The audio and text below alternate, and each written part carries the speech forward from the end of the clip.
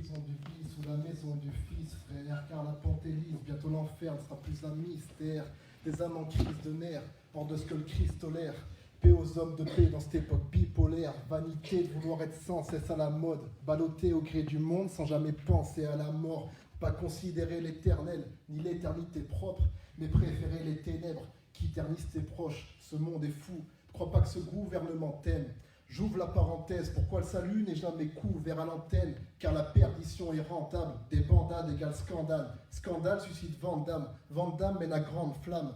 Le séjour des morts est insatiable, une route énorme, vous auriez tort de vous asseoir à sa table. Où iras-tu après ton départ?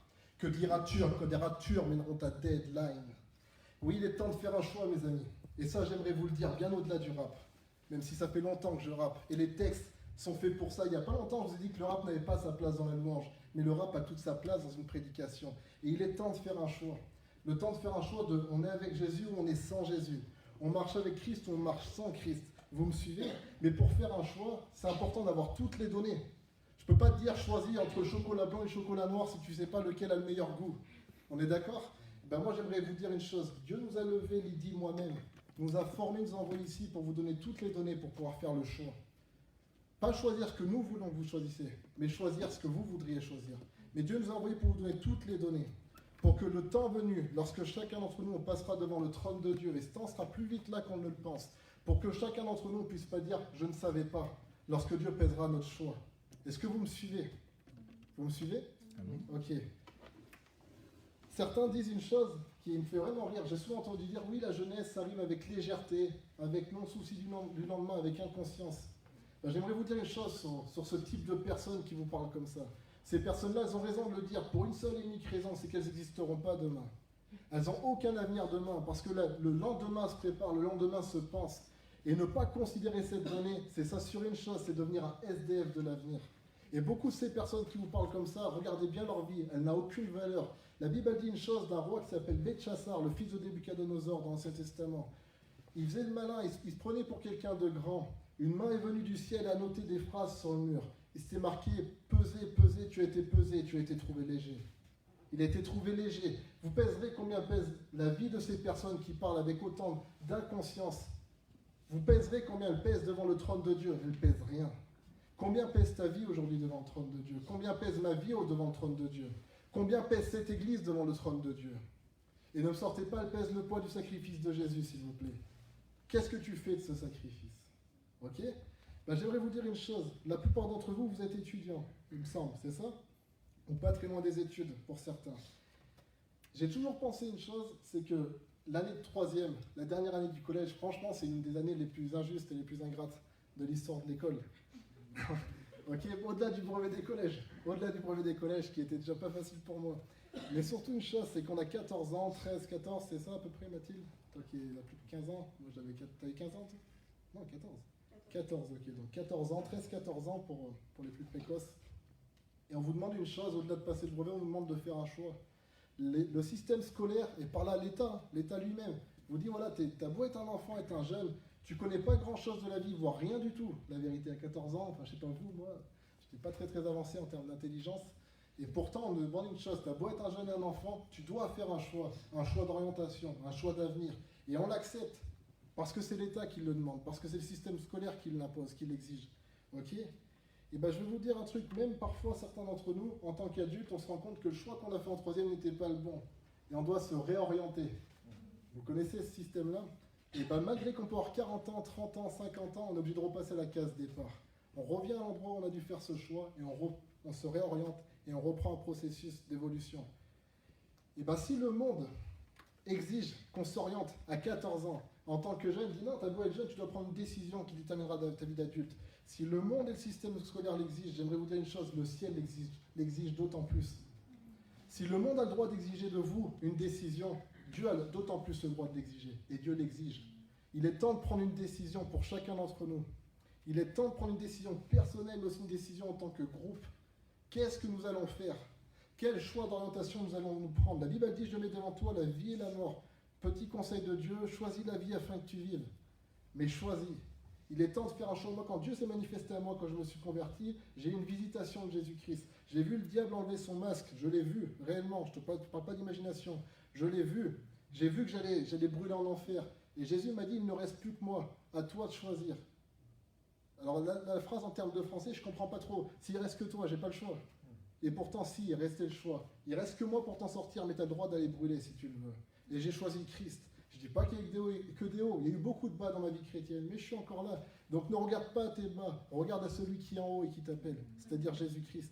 Aucun de nous n'est parfait. Je ne suis pas parfait. Si tu rentrais dans ma tête, tu repartiras en courant en disant, mais ce gars est complètement jeté. Et des fois, c'est vrai. Mais Dieu est bon. Donc ne regarde pas la folie du prédicateur. Regarde à la grandeur de celui qui prêche, c'est-à-dire Jésus-Christ. Ok? J'ai eu une vision. I have a dream. un peu, on se relaxe un peu. Voilà, j'ai eu une vision et c'est ce qui m'a amené à être ici aujourd'hui. Ce qui nous a amené avec ma femme et mon épouse à être au milieu de vous et aller voir le pasteur Pierre pour lui proposer qu'on reprenne ce groupe. On ne l'a pas repris parce qu'on avait de l'affection pour ce groupe. On ne se connaît pas. Je ne l'ai pas repris forcément parce que j'ai de l'affection pour l'Église, même si on en a énormément. On a grandi ici. On l'a repris parce qu'on a une conviction du Saint-Esprit. Quelle est cette vision? Il y a quelques mois, j'étais chez ma mère dans une situation que j'ai pu partager à l'église qui était relativement difficile, et j'ai vécu un moment fort dans la présence de Dieu. Chacun s'exprime là, ils ont un moment fort avec Dieu, ils se mettent à chanter. Moi, des fois, je me mets à rapper, ou souvent, je me mets à prêcher. Et il y a un lien entre le rap et la prédication. Et je me mettais à prêcher comme j'aime le faire, parce que c'est des versets qui me viennent en tête.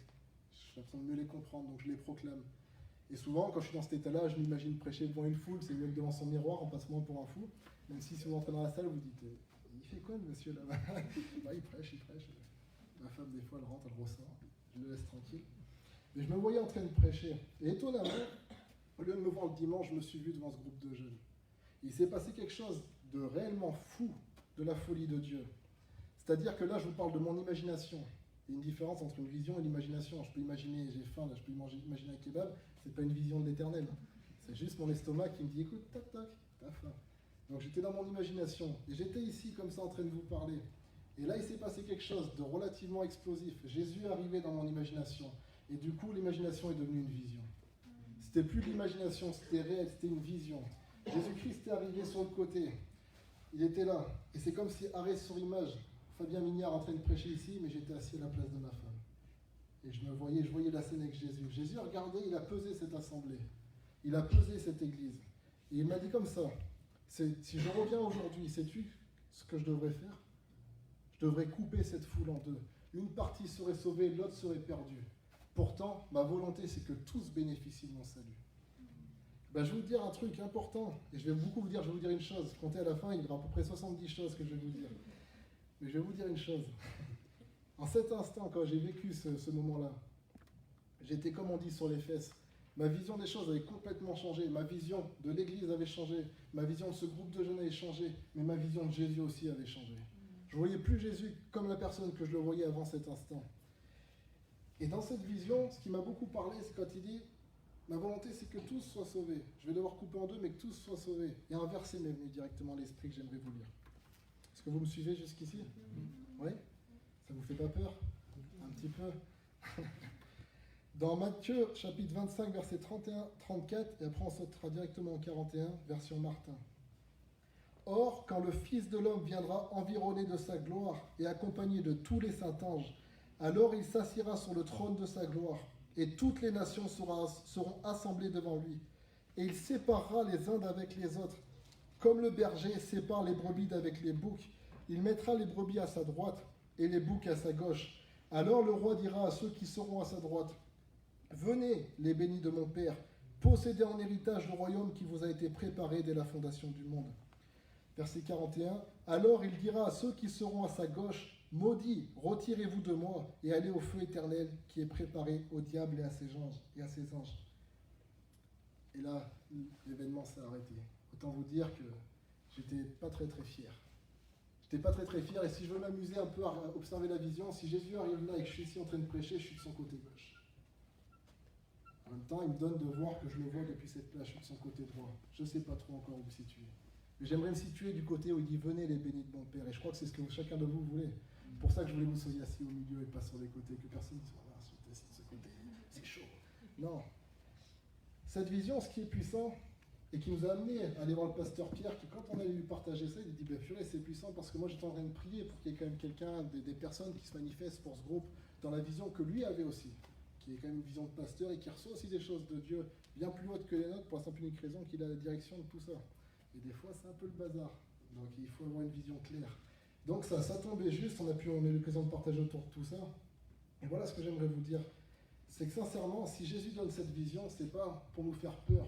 C'est pas pour nous condamner et te dire, toi tu passes pas, tu vas aller mourir en enfer. C'est pour nous secourir.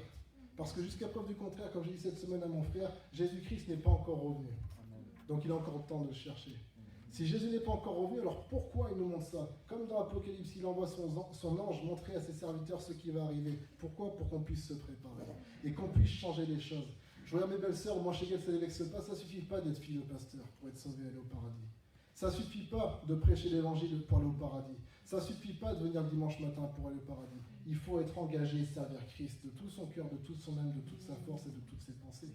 Mais si Jésus nous donne cette parole aujourd'hui, ce n'est pas pour nous condamner, c'est pour nous dire, écoutez maintenant, voilà ce qu'il en est et voilà ce que je voudrais qu'il en soit. Ma volonté, c'est que tous dans cette église, que tous soient au bénéfice du salut. Pourtant, actuellement, tous ne le sont pas. Il ne m'a pas dit ceux de dehors, il m'a bien dit ceux de dedans. Tous ne sont pas dans le salut. Tous ne sont pas dans ces voies. Peut-être même que sur certains points, j'ai dû me réformer. Et je vais vous le dire à coup sûr, sur certains points, j'ai dû me réformer. Et je devrais encore me réformer. Le but de Jésus, c'est de nous dire, écoutez les enfants, moi je suis venu pour vous sauver, mais on la joue serrée là. Donc s'il vous plaît, marchez dans mes voies. Si je vous donne ces infos avant, c'est pour que vous puissiez changer. Et que quand j'arrive, je puisse dire, Jésus puisse arriver et puisse faire comme ça. Il rentre dans la pièce, il dit, qu'est-ce qu'il fait Jésus? Pourquoi tu rentres comme ça? Parce qu'ils sont tous à ma droite. Ils sont tous sauvés. Je ne peux pas les regarder d'espace, ils sont tous à ma droite, ils sont tous sauvés. Et c'est ce qui arrivera au nom de Jésus-Christ. Vous êtes ici, vous avez choisi la meilleure part. Amen. Donc le titre de ce message, c'est le choix d'une génération. On chante ce chant qui est sympa, en plus je l'aime bien, qui fait Roi Lion. Nous sommes, et tu me l'arrêteras, je dois me planter dans les paroles, nous sommes une génération choisie, appelée pour faire la différence, pour montrer son excellence, super. Et ce chant, en plus il est beau la vérité, un peu, ça change, c'est un peu nouveau. Mais ce chant m'a fait un peu sourire, en bien. Hein. Parce que la question, c'est pas est-ce que nous sommes une génération choisie ou non. La question, c'est quel sera le choix de cette génération choisie. Vous me suivez? Toutes les générations depuis la création du monde ont été choisies. On n'est pas une génération particulière plus qu'une autre. Il faut se détendre, on n'est pas encore au niveau des apôtres. Hein. Donc on ne peut pas trop rouler des mécaniques encore au niveau de notre mise en pratique de la foi en Jésus-Christ. Toutes les générations ont été choisies. Choisies pour vivre sur la terre. Choisies pour avoir cette chance de découvrir l'expérience terrestre. Choisies pour avoir cette chance d'accéder au salut, de manifester le ciel sur la terre. Choisies pour vivre, choisies pour être là. Je suis désolé de choquer, mais on a tous fait de l'SVT. Sur les millions de spermatozoïdes qu'avait ton père, c'est toi qui as été choisi. Sur les millions d'âmes qu'il y a dans le ciel et qui attendent de venir sur cette terre, c'est toi qui as été envoyé. C'est à toi que Dieu a fait un corps. Toutes ces générations ont été choisies. Mais est-ce que toutes ont manifesté son excellence? Non. Comme quoi, ça ne suffit pas d'être choisi. La génération de Noé avait été choisie pour exister à cette période-là, qui était une grande période qui avait été prophétisée depuis la chute de l'homme, qu'à la 10e génération, il se passerait certaines choses.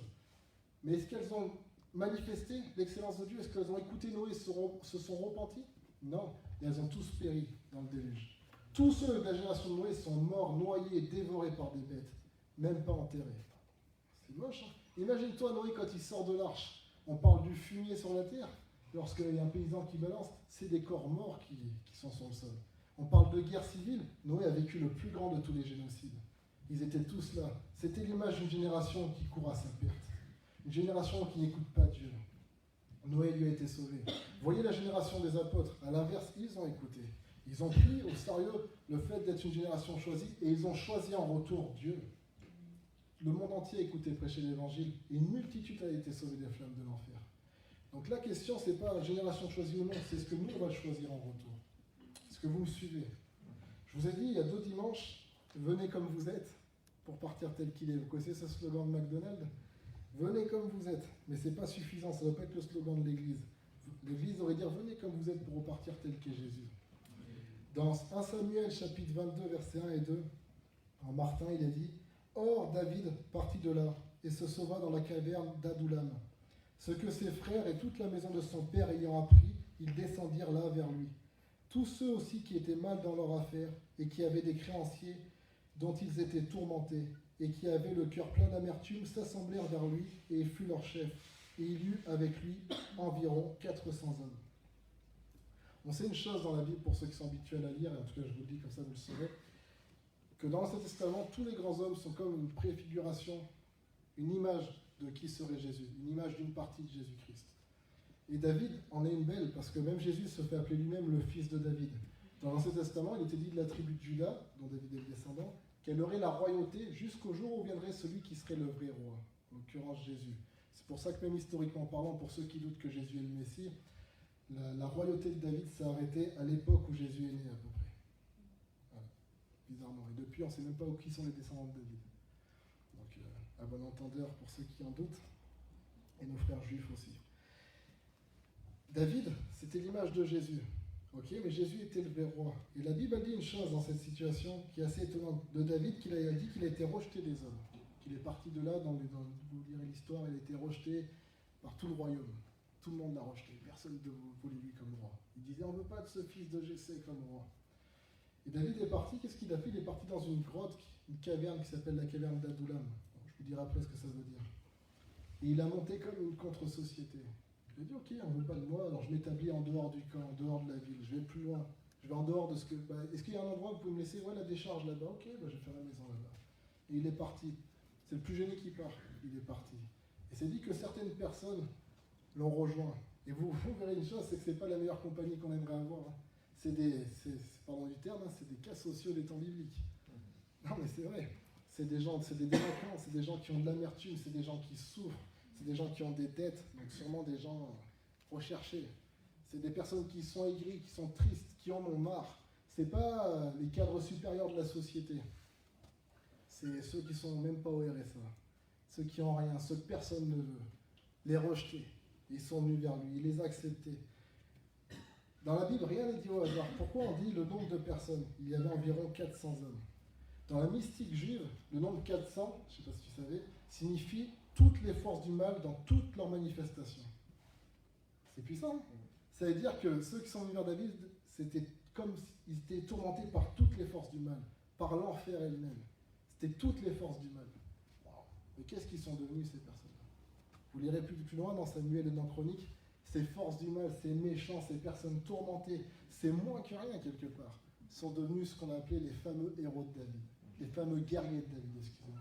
C'est des personnes qui à la fin tuaient des lions à main nue. C'est des personnes qui, un seul d'entre eux, prenait un javelot et empalait 600 soldats ennemis. C'était des héros, ceux qui ont retourné la nation, ceux qui ont délivré Israël. Ces cas sociaux-là, qui avaient peur des créanciers. C'est comme si moi, il y avait le gars du Crédit Agricole qui venait chez moi, je partais en courant devant lui, et qu'à la fin, j'allais devant Daesh et je me battais contre eux. Tu dis, pourquoi tu avais peur du Crédit Agricole? Concrètement. Mais c'est ça. Ça veut dire, comment ils ont pu devenir comme ça? Parce qu'ils sont allés vers David. Ils sont venus tels qu'ils étaient, ils sont devenus tels que lui, il était. David, il tuait des lions, tout jeune. David, il tuait des géants. David, il retournait des armées. Ils sont devenus comme celui qu'ils avaient rejoint. Parce lui, il les a acceptés tels qu'ils étaient. Et eux, ils ont accepté de devenir tels que lui était. Vous me suivez? Ok, super. Je tourne la page. Qu'est-ce que veut dire la caverne d'Adullam? Parce que c'est l'endroit où ils se sont rejoints, c'est intéressant de dire, tiens, pourquoi on nous donne le titre, le nom de cette caverne? Il y a quelque chose de spécial. Adullam, qu'est-ce que ça signifie? En hébreu, ça veut dire deux choses. Ça veut dire enclos et justice du peuple. Même mot pour traduire deux choses qui, au premier abord, ne se ressemblent pas. Enclos et justice du peuple. C'est un mot qui a pour racine, la racine du mot Adlaï, qui veut dire justice de Yahvé, justice de Dieu. Oh, ok, qu'est-ce qu'on peut en tirer de tout ça? C'est-à-dire que dans cet endroit, c'était l'enclos, le lieu, l'enclos, la forteresse où Dieu voulait justifier son peuple par sa propre justice à lui. C'est exactement ce qu'est l'Église. Lisons ensemble dans Hébreux chapitre 13, versets 12 et 13. C'est pour cela que Jésus aussi, afin de sanctifier le peuple par son propre sang, a souffert hors de la porte. Sortons donc pour aller à lui, hors du camp, et portons son opprobre. Qu'est-ce que veut dire opprobre? Il s'agit de ce que Christ a souffert de ses ennemis pour la cause de Dieu. C'est la traduction du dictionnaire biblique. Ce que Christ a souffert de ses ennemis pour la cause de Dieu. Et la fin de la définition est intéressante. Pas pour sa propre cause, pas pour la cause de son voisin. Il a accepté de souffrir pour la cause de Dieu.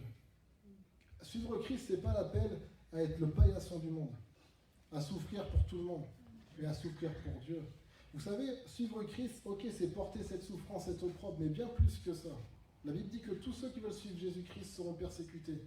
Et si c'est que ça, c'est pas intéressant. Qu'est-ce qu'on a y gagné d'être persécuté? Mais c'est bien plus qu'être persécuté. Suivre Christ, c'est s'assurer le royaume éternel de Dieu. Suivre Christ, c'est s'assurer une chose. Là où les autres ne passeront pas, moi je passerai.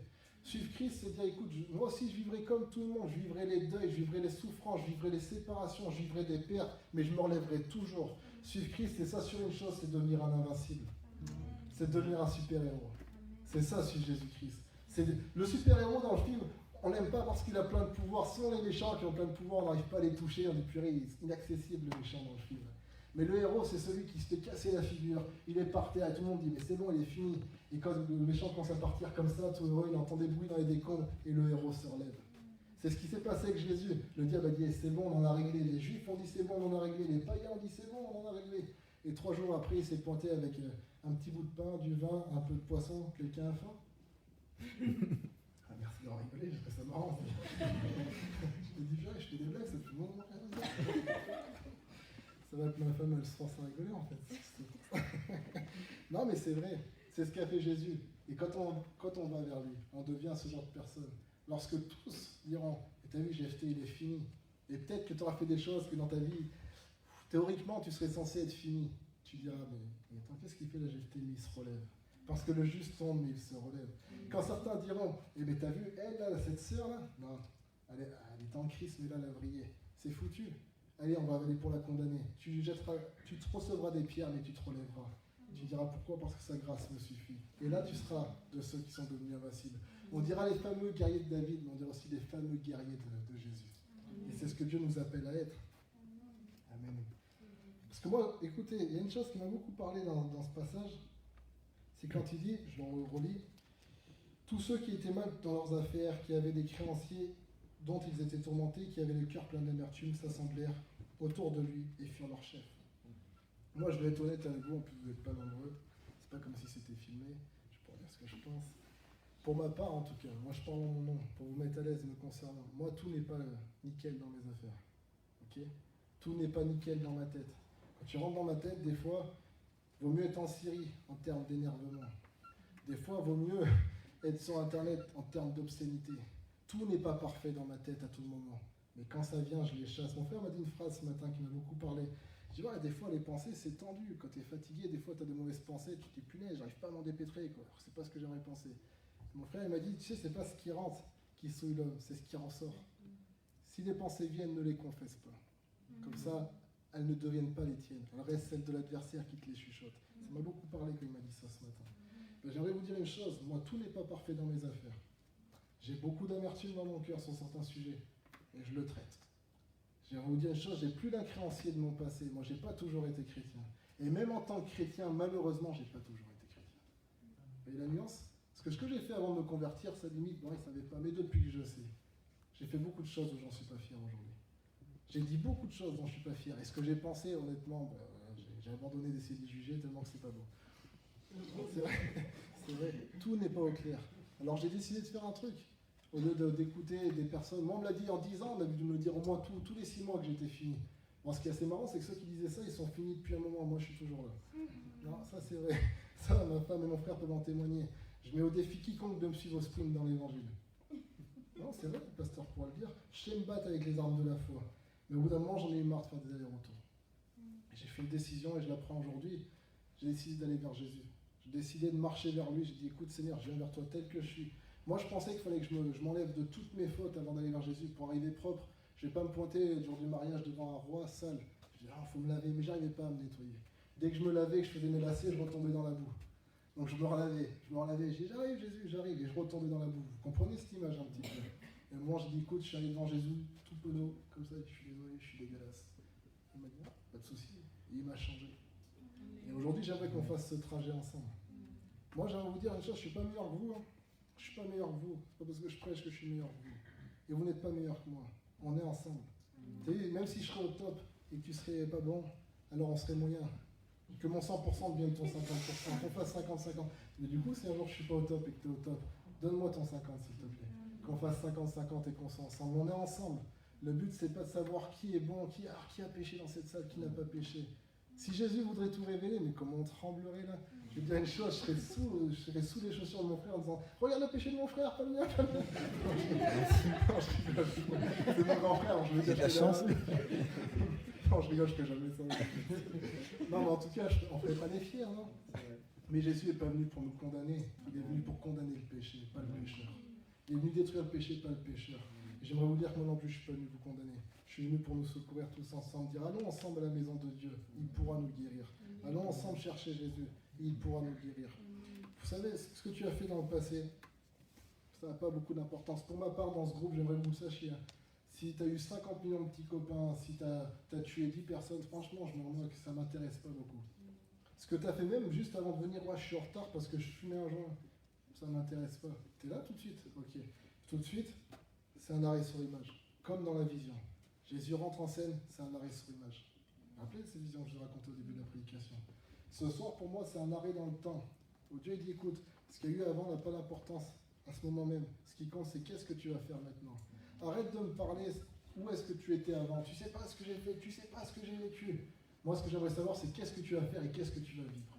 Qu'est-ce que tu décides de faire, qu'est-ce que tu décides de vivre. En mal ou en bien, qu'est-ce que tu décides? Fais un choix. Je lisais hier un message dans les notes et j'ai bien aimé cette phrase. Donc je vais la lire. Ton grand péché n'est pas là pour révéler ta grande bêtise.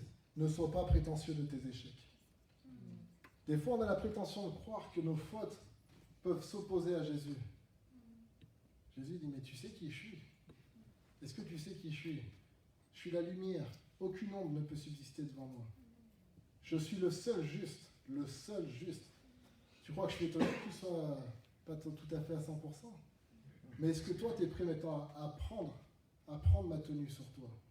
Vous savez, ce qui est important de comprendre, c'est que finalement, Jésus, il ne s'attend pas de nous ce qu'on soit au maximum.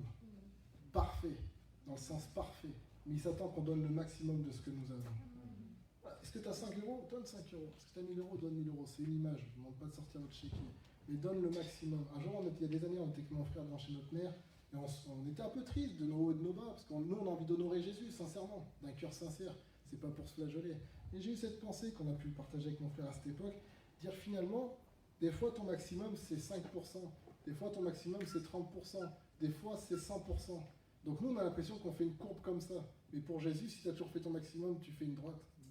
Ce qui compte, c'est ton maximum aujourd'hui. C'est va avec la force que tu as, vaillant héros, pas avec la force que tu as. On est d'accord? T'as été de relire un peu mes notes? Ouais, c'est ça, j'ai bien aimé. Attends, je marque des phrases, je me casse la tête, je veux les relire. Non, c'est pour vous faire sourire un petit peu. Dans la Bible, il n'y a aucun défi, depuis la création du monde, que Dieu n'ait relevé et qui n'ait pas réussi. Jésus a réussi tous les défis. Jésus n'a pas peur du néant. C'est le néant qui a peur de Jésus. Ta vie détruite, ça ne lui fait pas peur. Ma vie, elle est détruite. J'ai tout cassé. Il dit, détruis ce temple, je le reconstruirai. Tu sais, c'est plus facile pour un médecin vivant de ramener un mort à la vie avec des électrochocs qu'un médecin mort de se ramener lui-même à la vie, non? C'est bizarre, le gars, il est mort, il arrive à se ramener à la vie. Mais c'est ce que Jésus a fait. Donc tu crois que maintenant qu'il est vivant, il n'aura pas de mal à te ramener, il aura du mal à te ramener à la vie? Et quand j'étais moi-même mort, je suis revenu tout seul. Je me suis relevé, je suis reparti. J'ai même laissé le linge dans le cercueil, dans le tombeau. Là, merci. Dans le tombeau. Dieu a dit, et la chose arrive, du néant, il a créé le monde. Ta vie, c'est pas néant, t'existes. Comment tu t'appelles? Je te regarde depuis tout à l'heure. Comment tu t'appelles? Keita. Je vois Keita depuis tout à l'heure, mais tu existes. Quand je te parle, tu existes. Moi, j'existe, je m'appelle Fabien, enchanté Keita. Donc, de ta vie, de la mienne, Dieu peut faire quelque chose. Si quand il n'y avait rien, il a créé le monde qui nous entoure. Il n'a pas de mal, ça ne l'impressionne pas. C'est nous qui sommes impressionnés par notre propre bêtise. Des fois, on se dit, ouais, mais... Alors, on a ce moment, on est orgueilleux en disant, moi, ce jour, je rencontre Dieu, je lui dirai ce que je pense. Après, tu rencontres Dieu sur terre. Là, avant de te convertir, des fois, tu as un peu ces phrases toutes préfaites, tu sais. Tu as l'impression que tu vas mettre un coup de pression à Dieu, tu vois. Et après, le jour où tu rencontres Jésus, eh ben, ouf, conviction de péché, ouais, bon, d'accord, merci. Est-ce que je peux rester avec toi maintenant? Et tu es accepté par Christ. Ok, on est d'accord. Mais après, on tombe dans l'autre extrême. On a ce truc de mon péché est trop grand pour que Dieu me regarde. Et on tombe dans l'autre extrême. Et Dieu dit, mais attends, t'as pas compris. T'as pas compris. ton péché ne m'effraie pas. C'est ton péché qui a peur de moi. Je disais à quelqu'un tout à l'heure, je disais, t'as vu, c'est quand même étonnant. Le dimanche matin, on n'a pas envie de se lever parce qu'on est trop fatigué. Mais s'il y a une réunion de samedi soir, on dit, ah, le soir, je préfère me poser. Mais par contre, si on peut aller au cinéma ou au McDo, on y va tous. S'il faut se lever pour aller au boulot parce qu'on est obligé, on y va. Mais tu sais pourquoi c'est logique? C'est pas illogique. Hein. Et une opposition à ce qu'on a auprès de Jésus. Elle n'est pas autour de nous comme on peut le penser. Des fois, elle est en nous. Elle est en nous. La chair a peur de Christ. Parce que la chair, c'est une chose. Si elle avance vers Jésus, elle va être dévorée. Notre Dieu est un feu dévorant. Il y a un verset dans la Bible qui dit « Ne refusez pas d'entendre celui qui vous appelle aujourd'hui ». Je vais vous lire dans Jean chapitre 10, versets 1 à 16, en Bible français courant. Jésus dit « Oui, je vous le déclare, c'est la vérité. Celui qui n'entre pas par la porte dans l'enclos des brebis, mais qui passe par-dessus le mur à un autre endroit, celui-là est un voleur, un brigand. Mais celui qui entre par la porte est le berger des brebis. Le gardien lui ouvre la porte et les brebis écoutent sa voix. Il appelle ses brebis, chacune par son nom, et les mène dehors. Quand il les a toutes fait sortir, il marche devant elles et les brebis le suivent, parce qu'elles connaissent sa voix. Mais elles ne suivront pas un inconnu. Au contraire, elles fuiront loin de lui, parce qu'elles ne connaissent pas sa voix. Jésus leur raconta cette parabole, mais ses auditeurs ne comprirent pas ce qu'il voulait dire. Jésus dit encore, « Oui, je vous le déclare, c'est la vérité. Je suis la porte de l'enclos des brebis. » On a parlé d'enclos tout à l'heure.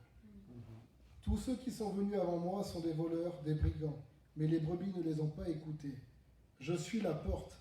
Celui qui entre en passant par moi sera sauvé. Il pourra entrer et sortir, et il trouvera sa nourriture, un pâturage. Le voleur vient uniquement pour voler, tuer et détruire.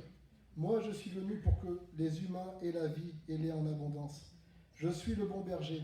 Le bon berger est prêt à donner sa vie pour ses brebis. L'homme qui travaille que pour de l'argent ou pour une rétribution n'est pas vraiment le berger. Les brebis ne lui appartiennent pas. Il les abandonne et s'enfuit quand il voit venir le loup. Alors le loup se jette sur les brebis et disperse le troupeau.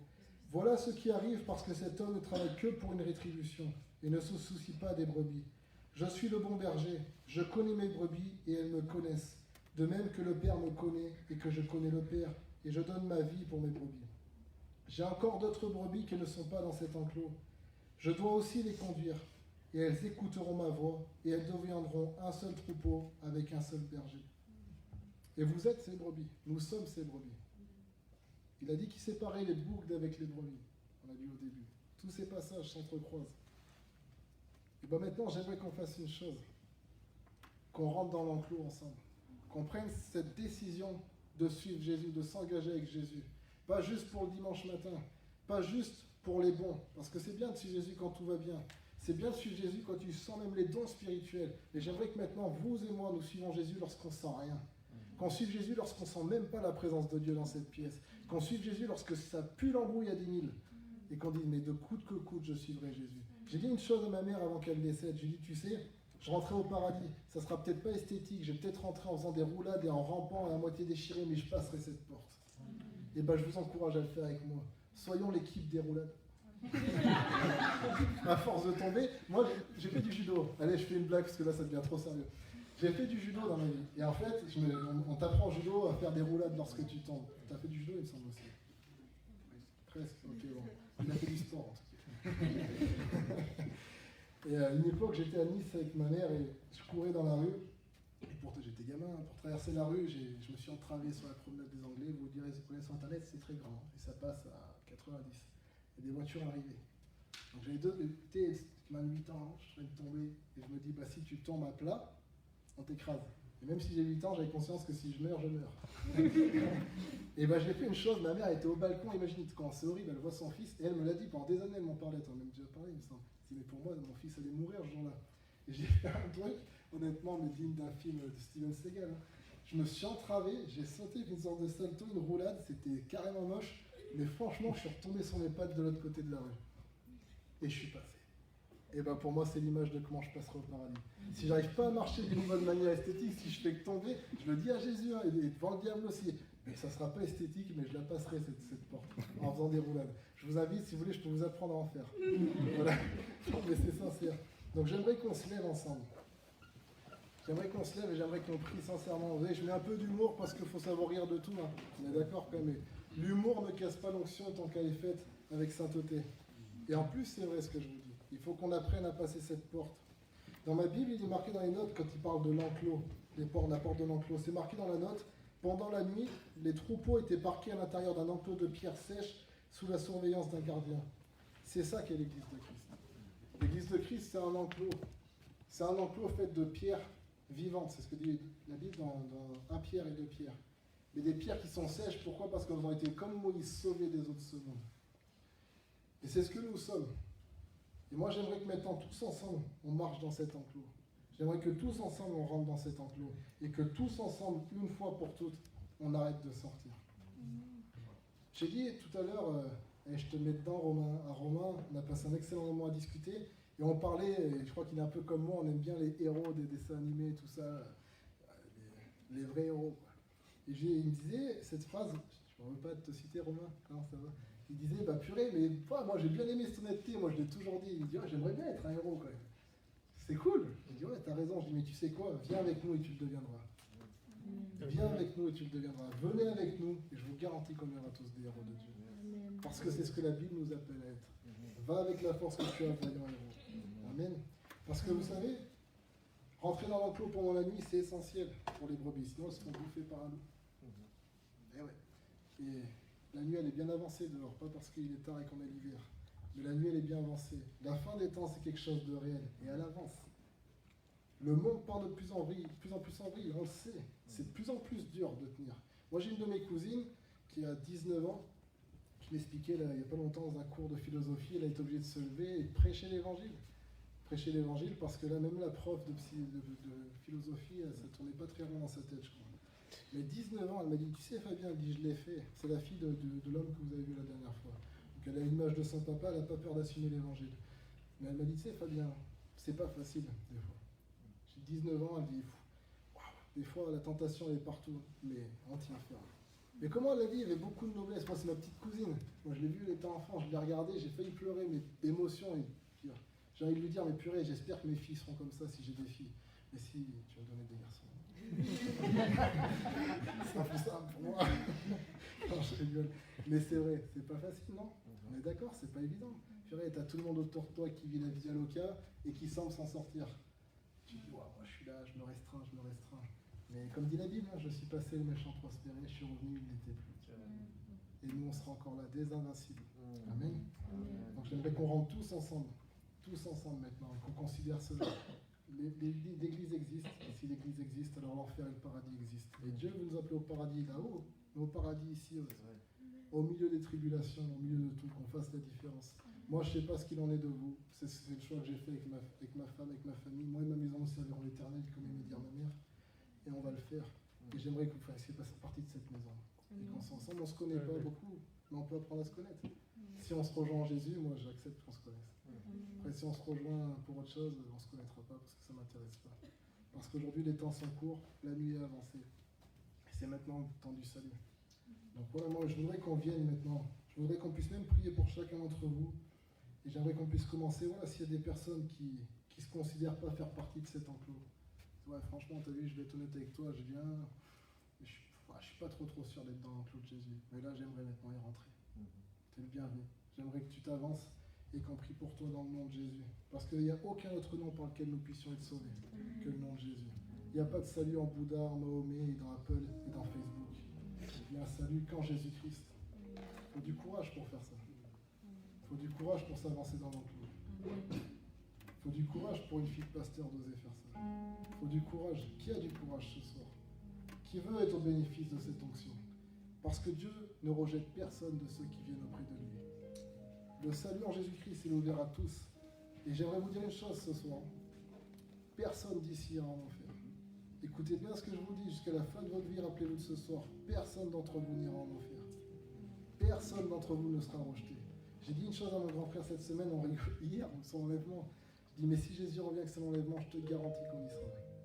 Je te garantis qu'on y sera et vous y serez. Personne n'ira en enfer au nom de Jésus-Christ. Peu m'importe la vie que tu as vécue, peu importe au nom de Jésus-Christ ce que tu as pu faire. Si maintenant tu veux recevoir ton salut, alors viens et reçois-le au nom de Jésus-Christ. que les brebis rentrent dans l'enclos. On va déjà prier pour ces personnes. Certains sentent la conviction de se rapprocher, on le fait. Après, on priera pour tous, pour des sujets, être fortifiés. C'est pour ceux qui essaient déjà dans l'enclos. Amen. C'est un beau moment en tout cas pour nous. Je vais laisser ma femme s'avancer, Pasteur Pierre s'avancer. Amen. Je compris pour toi. Je te demande de venir ici. Est-ce que tu peux mettre la première musique, s'il te plaît? Fais ça en musique, c'est pour vous deux. Amen. Dieu se rit de ses ennemis. Dieu se rit de ses ennemis. Vous savez pourquoi? Parce qu'aujourd'hui, il y a beaucoup de joie dans le ciel pour 5 personnes qui sont revenues à lui. Parce qu'aujourd'hui, il y a beaucoup de joie dans le ciel. Parce que l'enfer est pillé. Jésus est parti en enfer lorsqu'il était à la croix. C'est dit qu'il a pillé l'enfer. Il a pillé. Vous savez, sur la carte de l'enfer, il y a des noms. Car lui, il m'appartient. Il est encore sur terre et il va venir. Johnny Hallyday, il a dit une chose avant de mourir. Il l'a dit. Il a dit, j'ai donné ma vie au diable. Je sais que je vais aller en enfer. Il l'a dit. Il y a un collègue à lui, ça l'a vachement choqué. Son collègue, il l'a témoigné aux infos. Il dit, c'est chaud. Il rigolait pas. En plus, il était vraiment sérieux. Et ça a vraiment choqué son collègue. Johnny m'a dit qu'il avait donné son âme au diable et qu'il allait en enfer. Il était conscient. L'enfer, dans son carnet, il est marqué, un de ces 4, Johnny va arriver. Il nous fera un concert. Je vous dis une chose pour chacun d'entre nous, c'était marqué sur le tableau de l'enfer qu'un jour ou l'autre on allait y arriver et qui nous regarderait.